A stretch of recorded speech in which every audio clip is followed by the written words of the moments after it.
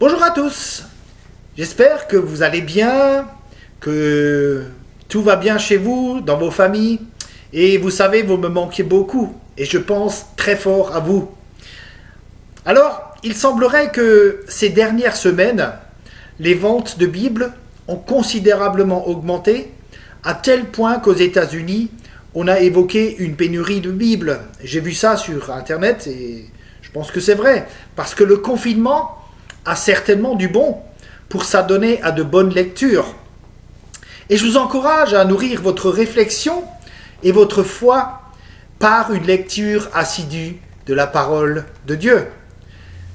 J'ai réfléchi et j'ai fait le tour des 66 livres de la Bible pour rechercher le livre qui parle le plus de la souffrance humaine. Et je suis tombé sur le livre de Job. Je pense que Job est le plus proche, l'homme qui a le plus souffert dans la Bible. Et en relisant ce livre, je voudrais vous livrer quelques-unes de mes réflexions. Le livre de Job est très ancien. Il fait partie des livres de la sagesse et qu'on appelle aussi les livres poétiques. Dans ce livre, on peut entendre le cri de notre propre douleur, parce qu'il y a la voix de celles et ceux qui n'osent pas crier ouvertement leur misère, leur colère, leur révolte et leur souffrance.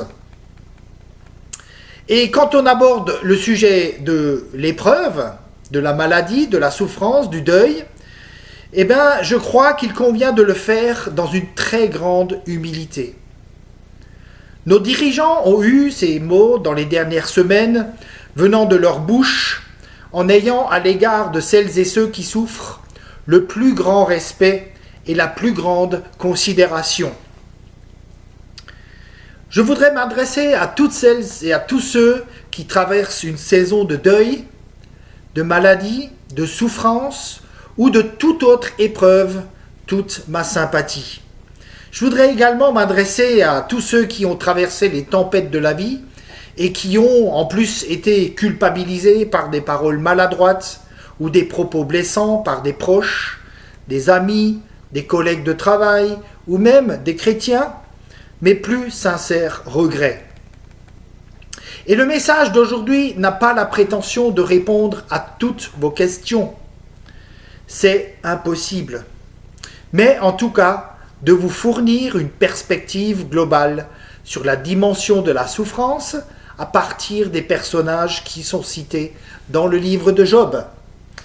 Il y a des personnes qui s'intéressent à l'origine du mal et qu'on appelle aussi le mal universel. Et pour cela, je vous invite à lire la Genèse au chapitre 3 qui relate la chute et l'entrée du mal dans le monde.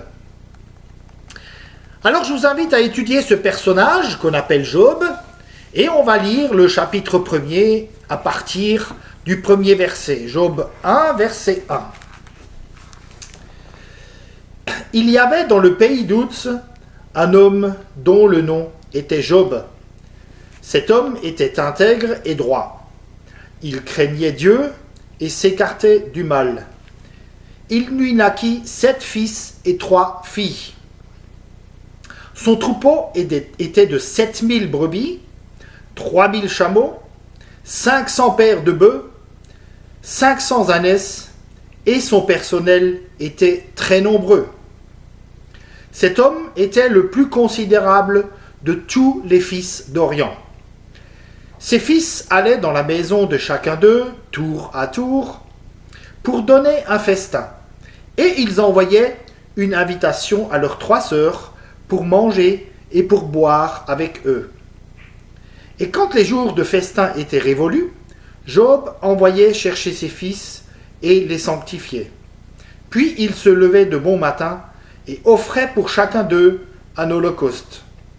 Car Job disait « Peut-être mes fils ont-ils péché et ont-ils maudit Dieu dans leur cœur ?» C'est ainsi que Job agissait toujours. Voilà la lecture jusque-là. Job est un riche propriétaire, c'est un chef d'entreprise qui a réussi dans ces jours-ci.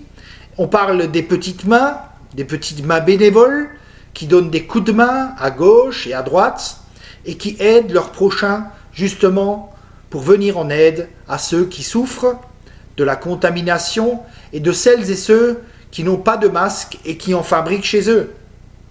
Mais, mes amis, parlons aussi des patrons et des chefs d'entreprise qui, chacun à leur niveau, font aussi beaucoup de bien. Job est un croyant, c'est un homme intègre, il est honnête, il prend soin de sa famille, il prend soin de ses employés, et un jour, Satan se présente devant Dieu en prétendant que Job l'aime simplement par intérêt. « Je suis sûr, dit le diable, que si tu lui enlèves ses biens, il te reniera. » Alors bien sûr, Dieu n'avait pas besoin de cette expérience pour connaître la fidélité de Job. Mais Dieu accède à la demande de Satan et lui donne la permission de le toucher. Les catastrophes s'accumulent, elles sont brutales, elles sont violentes, elles sont terribles. Job perd ses 10 enfants, ses employés, ses troupeaux et tous ses biens. Et comme si cela ne suffisait pas, il y a une seconde salve qui arrive, il est frappé dans sa santé. C'est dire si c'est un livre d'actualité. Pourtant, Job est quelqu'un d'intègre, de juste, d'honnête, c'est un croyant. Et alors vous me direz, mais est-ce possible ? Et c'est toute la question soulevée par le livre de Job. Pourquoi Dieu permet-il la souffrance du juste ? Un des enseignements de ce texte, c'est qu'il y a dans ce monde des questions difficiles auxquelles nous n'avons pas de réponse. Malgré l'intensité de l'épreuve, Job reste fidèle à Dieu. Au chapitre 1er et au verset 21, nous lisons « L'Éternel a donné et l'Éternel a repris. Que le nom de l'Éternel soit béni. » Verset 22 « En tout cela, Job ne pécha pas et n'attribua rien de scandaleux à Dieu. » Le mot scandaleux peut aussi être traduit par inapproprié. Le mot ici en hébreu, c'est le mot fade. Rien de fade, rien d'inapproprié à Dieu. Il est resté fidèle. Job se croit frappé par Dieu et il est convaincu que Dieu peut envoyer le bien, mais qu'il peut aussi envoyer le mal. Au chapitre 2, au verset 10, il se tourne vers son épouse et il lui dira « Quoi ? Nous recevrions de Dieu que le bien et nous ne recevrions pas aussi le mal ?» Je crois que ce sont nos réactions qui montrent qui nous sommes réellement. Et sa première réaction face à l'épreuve témoigne de l'ancrage de sa foi, de l'appui qui est le sien et d'une grande fidélité vis-à-vis de Dieu. Dans la suite du livre, nous voyons que sous l'effet de la douleur, Job va crier sa plainte, sa révolte, sa colère, son désespoir. Il est dans un tunnel, c'est clair. Et combien on peut parfois s'identifier à sa situation. Et ce qui est intéressant, mes amis, c'est que Dieu ne s'offusque pas de cette colère et de cette révolte qui monte en lui. Il l'entend et il va lui parler sans répondre à aucune de ses questions. Mais l'échange qu'il va avoir avec Job va être d'une telle intensité que Job va se trouver confronté à lui-même. Cela va nourrir sa foi et cela va changer complètement son regard sur Dieu et sur sa situation. Et alors là, on arrive au chapitre 42, à la fin du livre de Job, car là, ça devient vraiment intéressant, mes amis, parce que sans avoir de réponse concrète à sa situation, Job a grandi dans sa relation avec Dieu. Et on va lire les 5 premiers versets de Job 42 à partir du verset 1. Job 42, verset 1. Job répondit à l'Éternel : « Je reconnais que tu peux tout et qu'aucune réflexion n'est inaccessible pour toi. Qui est celui qui assombrit mes desseins par des propos dénués de connaissance? Oui, j'ai fait part, sans les comprendre, de merveilles qui me dépassent et que je ne connaissais pas. Écoute-moi, et moi je parlerai. Je t'interrogerai, et tu m'instruiras. Mon oreille avait entendu parler de toi, mais maintenant, mon œil t'a vu. Voilà la lecture jusque-là. Le deuxième personnage, mes amis, du livre de Job, c'est son épouse, Madame Job. Cette femme, de mon point de vue, a été malmenée par certains commentateurs bibliques et je crois qu'elle a été injustement stigmatisée. Alors essayons de nous mettre à sa place. Alors en réalité, mes amis, on ne peut pas se mettre à la place de celui qui souffre. D'abord, parce que nous sommes tous différents, notre éducation est différente, notre parcours est différent, notre environnement est différent. Nous sommes vraiment différents et nous ne pouvons pas nous mettre à la place de quelqu'un d'autre. Mais en revanche, on peut être dans l'empathie et dans la compassion. On ne peut pas se mettre à la place de l'autre, car tout simplement parce qu'on n'est pas à sa place. Cette femme est pleine de dépression. Ce que Job a perdu, sa femme aussi l'a perdu. Ses 10 enfants, des enfants qu'elle a portés dans son ventre, des enfants qu'elle a éduqués, élevés, aimés. Et c'est un arrachement terrible. C'est violent. En un seul jour. Il y a eu des pleurs, des larmes. Elle a connu les sanglots et l'harmonie du couple aussi était menacée. En fait, la femme de Job est dans la situation de quelqu'un qui ne supporte plus de voir la souffrance de l'autre et qui devient comme folle. D'ailleurs, Job va le lui faire remarquer. Et je crois que c'est l'excès de sa douleur qui l'a fait parler. Et pour elle, la seule issue qu'elle envisage pour son mari, c'est qu'il meure pour être soulagé. C'est son approche de la souffrance. Le troisième personnage de notre histoire, c'est Satan. C'est lui qui est à l'origine de l'épreuve de Job. C'est aussi lui qui a introduit le mal universel dans le monde, que je mentionnais tout à l'heure dans le livre de Genèse au chapitre 3. Nous ne pouvons pas lui imputer systématiquement tout le mal qui peut se faire sur la terre. Nous n'avons pas besoin de lui pour faire le mal. Nous avons aussi notre part de responsabilité. Et si ce n'était pas le cas, Jésus serait mort pour personne et pour rien. Dans le livre de Job, il est désigné par sa fonction, le Satan. Ce n'est pas un nom propre, c'est un nom commun. Il est désigné par sa manière d'agir, qui est d'attaquer, d'accuser, de diviser. Il n'est pas la cause de la division, il est la division. C'est l'adversaire. Un commentateur biblique l'appelle le négateur, le non, N-O-N, en opposition au oui de Jésus-Christ. Vous connaissez cette expression? En lui, toutes les promesses de Dieu sont oui et amen. À l'opposé, Satan, lui, il dit non. C'est celui qui s'oppose, c'est celui qui met un obstacle devant nous. Son objectif, c'est de nous faire sortir du plan de Dieu pour nous détruire. Et c'est lui qui vient nous souffler à l'oreille « Mais si tu étais vraiment chrétien, tu n'aurais pas toutes ces misères. Mais si tu es malade, c'est parce que tu as péché. Tu crois que Dieu t'aime? Après tout ce que tu as fait? Ben voyons, Dieu t'a rejeté. Qu'est-ce qu'il veut qu'il fasse de toi ?» Et toutes ces affirmations qui vont dans le même sens. Il a échoué, au fond, dans sa tentative d'amener Job à renier Dieu. Au contraire, au milieu de la tempête, Job s'est accroché. Et j'ai envie de vous dire, mes amis, ce matin, accrochez-vous. Accrochez-vous au Seigneur et à sa parole.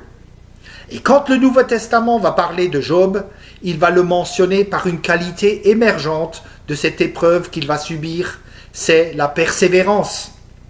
Jacques au chapitre 5, verset 11 dira « Vous avez entendu parler de la fermeté de Job ou de la persévérance, et vous avez vu la fin que le Seigneur lui accorda.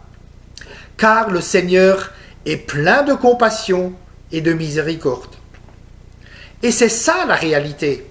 Le Seigneur est plein de compassion et de miséricorde à notre égard, à nous et à tout particulièrement à l'égard de celui ou celle qui souffre. Alors maintenant, parlons des amis de Job, une série de personnages. Lorsque les amis de Job entendent parler de ses épreuves, ils se déplacent et vont le visiter. Et pendant une semaine, ils se tiennent à ses côtés en gardant le silence. Ils ne disent pas un mot. Ils lui témoignent de la sympathie, ils lui témoignent de la compassion, et dans le livre de Job, ceux qui gardent le silence font beaucoup plus que ceux qui parlent. Ah, mes amis, si vous saviez combien vous pouvez faire du bien en étant aux côtés de quelqu'un qui passe par la souffrance, sans même dire un seul mot. Votre simple présence est un encouragement et une consolation. Ne minimisez pas l'impact de votre présence.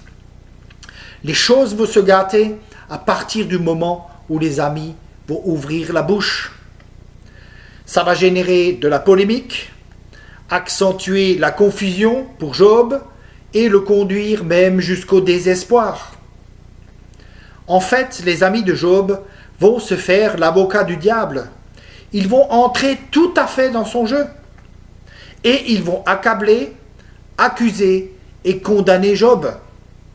Et en définitive, à la base de leur discours, on trouve de ce qu'on appelle la doctrine de la rétribution. La doctrine de la rétribution, c'est une fausse doctrine, bien sûr. La doctrine de la rétribution est basée sur le mérite.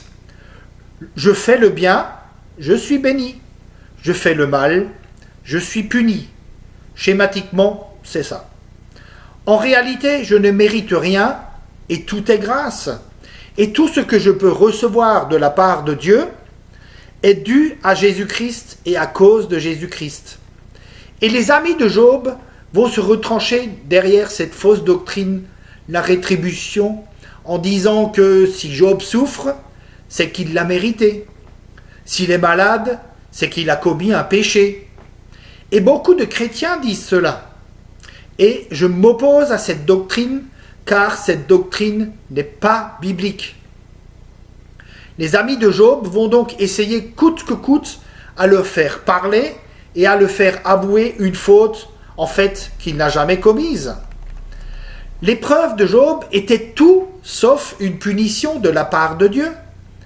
Et j'ai envie de vous dire, mes amis, que le coronavirus, ce n'est pas une punition de Dieu. Ton épreuve, ta maladie, ta souffrance n'est pas une punition de Dieu. Et je crois qu'il faut vraiment s'enlever cela de notre tête et de notre cœur. De telles affirmations relèvent de l'accusation. Et nous savons qui est l'accusateur. Celui qui condamne, c'est Satan. Le discours des amis montre aussi l'insuffisance, les limites humaines. Et je crois que notre vision, elle est trop petite, elle est trop rétrécie, trop courte pour comprendre vraiment tous les enjeux derrière la souffrance. Cinquième point, prenons un peu de hauteur. On peut se poser la question, et Dieu dans tout cela? Eh bien, je voudrais vous parler quelques instants de la souveraineté de Dieu. Et je crois qu'il y a là matière à trouver notre réconfort. Dieu est souverain. Dieu est souverain dans la situation de Job comme dans notre situation aujourd'hui. Dieu est au contrôle, Dieu gouverne le monde, Dieu est aux manettes. Si Dieu est souverain et détermine toute chose comme la Bible l'affirme, rien de ce qui se produit n'est en dehors de la volonté de Dieu. Et ça, c'est du réconfort. Satan a pu atteindre Job parce que Dieu le lui a permis. Dieu est au contrôle. Il n'est pas seulement différent de nous, il est totalement distinct de nous. Il est le tout autre. Il nous dépasse. Il est le Créateur, il est le Tout-Puissant, transcendant, c'est-à-dire qu'il est au-dessus de tout. Il est l'Éternel. Pas de commencement de vie, pas de fin de vie. Et au moment du grand cataclysme, qui était pire qu'une pandémie, au moment du déluge, Dieu était sur son trône. Regardez le psaume 29 au verset 10. On y lit « L'Éternel siégeait lors du déluge. L'Éternel siège en roi pour toujours. » Avant de retourner au ciel, Jésus a dit à ses disciples « Tout pouvoir m'a été donné dans le ciel et sur la terre. » Pas seulement dans le ciel, mais aussi sur la terre, mes amis. Même au milieu du chaos, je vous l'accorde, quelquefois, on se demande si Dieu est vraiment là. Oui, Dieu règne. Et les épreuves telles que la crise que nous connaissons actuellement ont tendance à nous déstabiliser. Et bien sûr, il y a de quoi.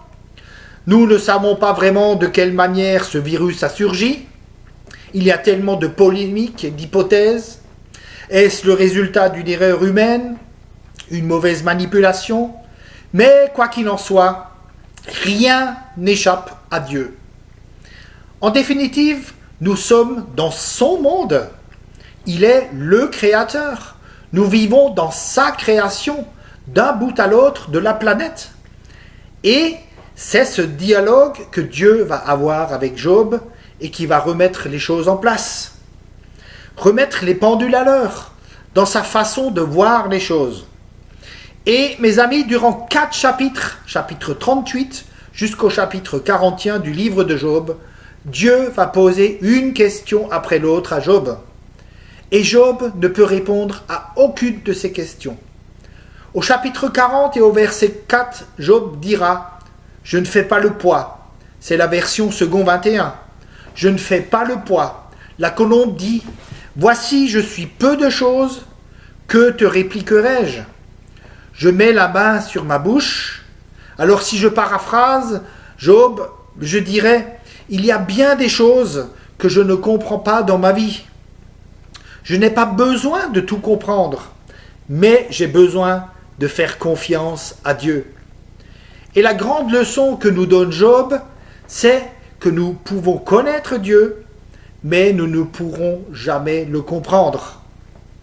La conclusion est d'ailleurs assez éloquente, où il nous est écrit au chapitre 42, verset 2, « Je reconnais que tu peux tout, et qu'aucune réflexion n'est inaccessible pour toi. » En fait, Dieu ne demande pas de le comprendre, il nous demande de lui faire confiance au sein même de nos épreuves. Voilà ce qu'il demande. Vous qui passez par la tourmente, qui êtes en plein désarroi, qui passez par la souffrance ou qui vous posez tant de questions sur ce déconfinement, comment ça va se passer?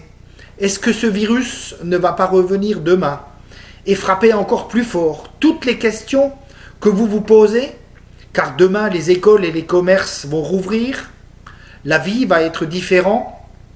Vous qui êtes peut-être angoissé à l'idée d'envoyer vos enfants à l'école, j'ai envie de vous dire, accrochez-vous, accroche-toi mon frère, accroche-toi ma sœur. Et Job est un formidable exemple de quelqu'un qui s'accroche à Dieu. Un exemple de patience, un exemple de persévérance. Le monde a connu d'autres crises. Ce n'est pas la première épidémie, ce ne sera pas non plus la dernière. Ce n'est pas non plus la fin du monde, mais la période actuelle est une occasion de faire le point avec soi-même, de faire le point surtout avec sa relation avec Dieu et de repenser justement sa vie à la lumière des événements et à la lumière du message de l'Évangile, le message de la Bible. Chers amis, lisez la Bible, continuez de lire la Bible, accrochez-vous au Seigneur. Je vous invite à prier.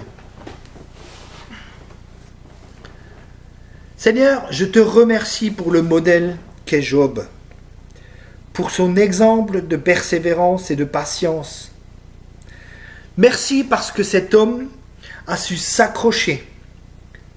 Seigneur, aide-nous dans notre situation à nous accrocher comme lui, il l'a fait.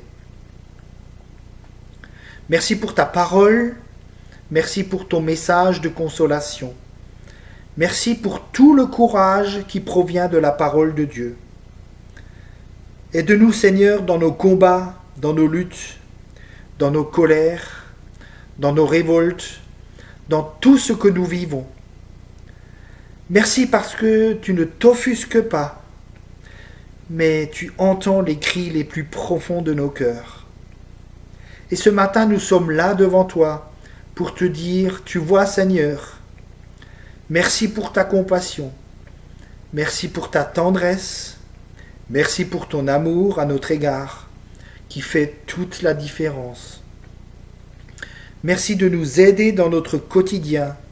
Merci de nous aider, Seigneur, à reprendre une vie un peu différente de celle d'avant, avec toutes les implications que cela comporte. Nous voulons te faire confiance en l'avenir et pour l'avenir. Béni sois-tu pour les siècles des siècles. Amen. Je vous souhaite un très bon dimanche, une très bonne reprise.